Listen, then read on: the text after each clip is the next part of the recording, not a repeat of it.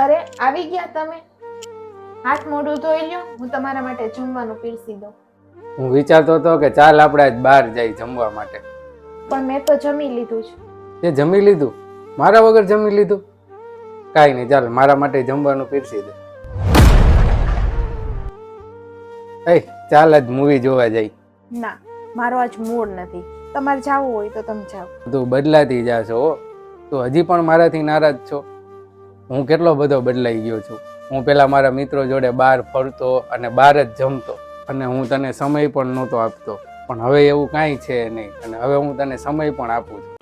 સારી વાત છે કે તમે મને સમય આપો છો, પણ છેલ્લા 3 વર્ષથી હું સમય માંગતા માંગતા થાકી ગઈ છું. સાગર, એક વાત કહું, સંબંધોમાં છે ને સમય આપવો ખૂબ જ જરૂરી હોય છે, નહીંતર સંબંધો ફક્ત નામના જ રહી જાય છે.